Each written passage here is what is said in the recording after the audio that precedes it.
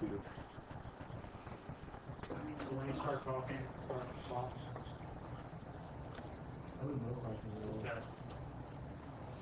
Credit insurance. Okay. Credit insurance is something that's offered to cover you in case you can't pay your bills. Okay? This is the way some of the credit card companies make money, though. Because they know they can get you to pay this insurance, and a lot of you, about 75% of you, will not need it, ever. Which means all the money that they get from this is just profit. It's not something I think you need. If you're really bad with it, maybe. But in most cases, I would just take the money that you would pay to the credit insurance, put it in a savings account, and have it there in case you have a problem. If you have a problem, you can just pay off whatever that issue is, and you won't have to worry about paying the credit card insurance. If you have a credit card, you don't use it at all, that's still not building. No, it doesn't build a credit score because it's just an account that's just dormant. You need to be able to use it. Okay? And it could be simple things. Like in college, you go and buy a sandwich. Instead of paying cash, put the credit card out, pay it with the credit card, take that cash, go put it in your bank, make a payment to them, and you're done.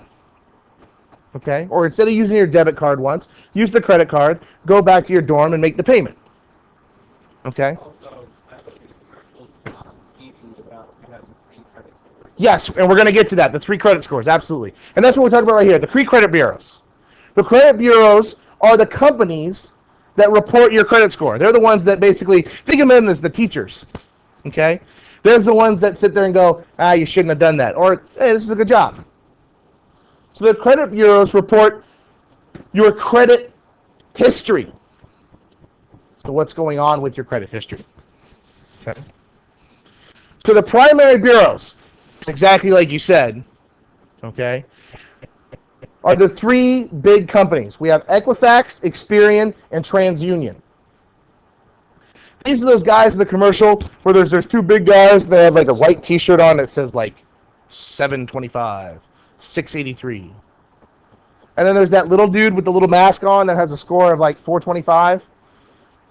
That's the freecreditreport.com commercial. Yep. Okay. Okay, and that's what they're talking about. They're talking about those 3 guys represent Equifax, Experian, and TransUnion because your score is generated by these 3 companies. Are they in America? Okay. Or are they worldwide? They are worldwide, but they are in the United States. Okay. Free credit reports available annually.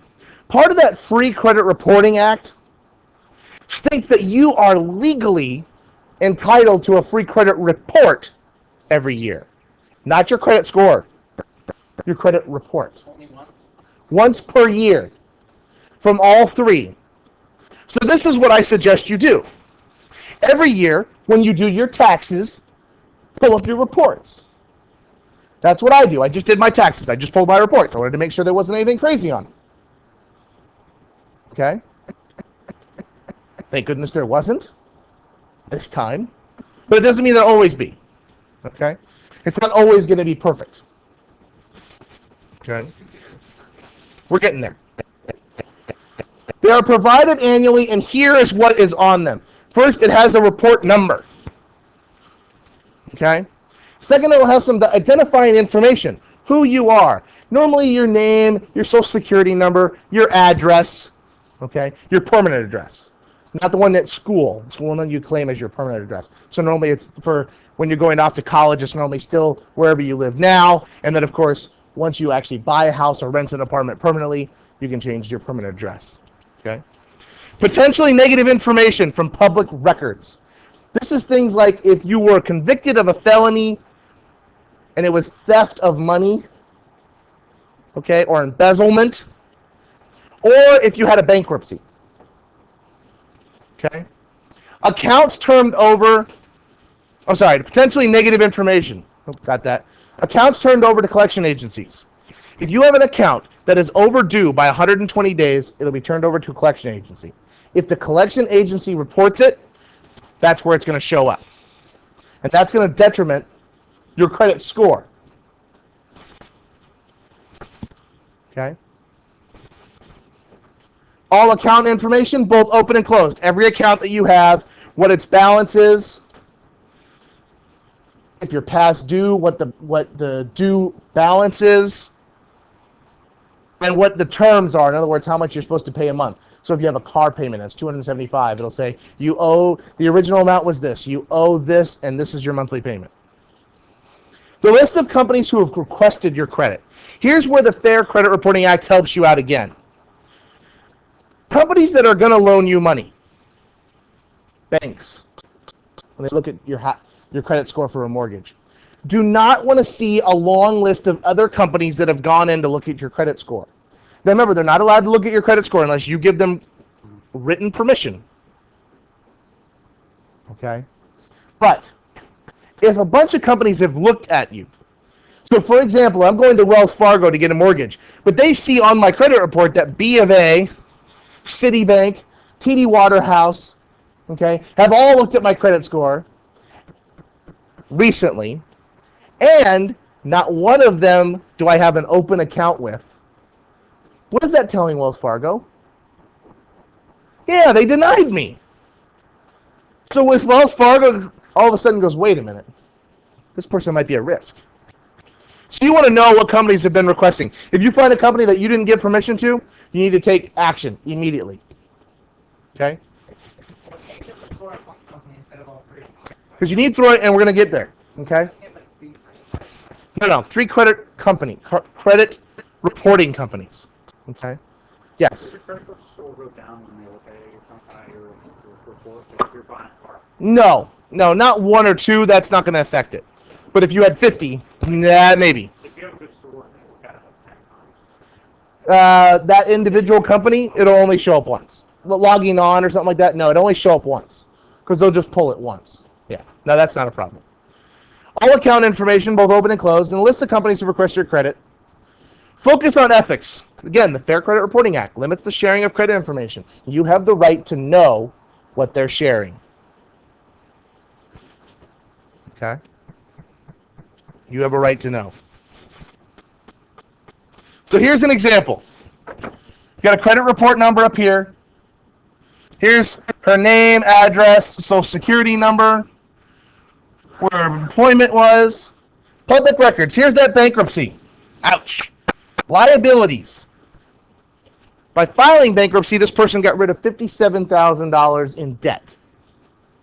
Okay? This stays on for 10 years. Collection agency. She's in 2 collections. Or just one. For $1,267. Here's all of her account information. Here she's got a car. She owes $2,400 on it originally. She pays $50 a month. The balance is $300. But, bam! Past due by $200. Well, she's only paying $50 a month, folks. That's 4 months. That's going to hurt the score. Okay? And right here, companies that have inquired, Bloomingdale's and Home Depot. So she's trying to get credit cards at retail locations. Now, she's already got a Macy's card, but you don't see Bloomingdale's up here, nor do you see Home Depot. So now she goes into Sears, and Sears pulls the credit card account and pulls up her credit report. And what does Sears see?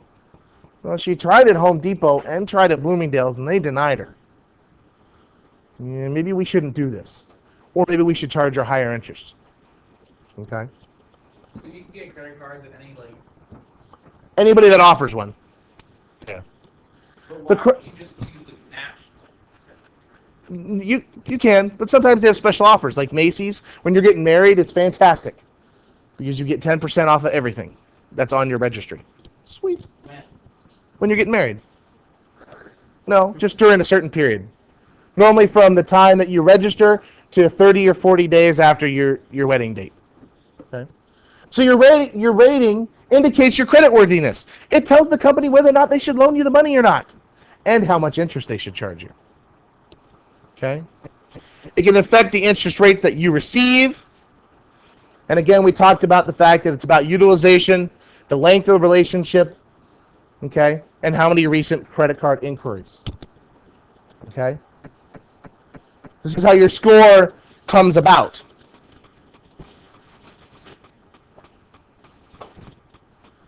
Now, as was asked before, why there's 3 of them? Because they differ. They don't all get the same information. Which is why, of course, again, we had that little guy in the commercial, Mr. Bad. Okay? They don't always have access to the same information, but you want to make sure that there's no erroneous information from either of the companies. Okay? Interpreting your score. So here's where your number comes in. It ranges from 350 to 850. 850 is a perfect score. 600 is pretty good. You hear a lot of times 660 or above for those special offers. Okay? So you hear that, come now, get 0% financing. And then you hear the guy that talks really fast at the end of the commercial.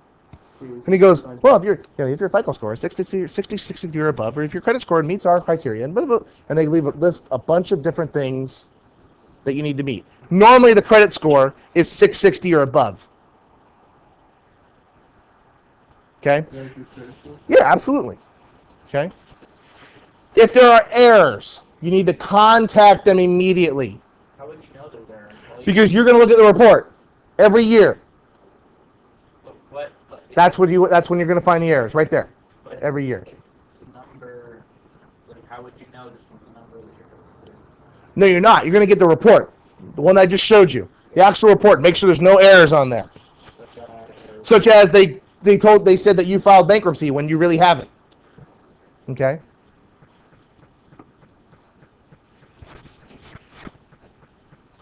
Improving your credit score. Your credit score is normally lowered because you've missed payments or you have excessive debt. So you need to lower those. You need to pay things on time. Don't be like Miss, I want to not pay attention to my mail. Okay? Review your household budget. Maybe you're spending too much on fun stuff. Maybe you have to give up the fact that you have a Netflix account and a subscription to every single possible cable channel you can get. Okay? Plus the full data plan on your iPod. Plus GameFly. Plus Pandora. Okay? You might want to lower down some of that and take some of that money and pay off some of your debt. Destroy your credit cards. If you cannot handle your credit cards, if you can't control them, shred them. Okay? Call creditors immediately if you're unable to make a payment on time. If you can't make a payment on time, if I know I can't pay my mortgage next month, okay, I call them. Your poor credit history stays in your report for 7 years, and your bankruptcy stays on for 10. What does that do following the early saying that you cannot pay?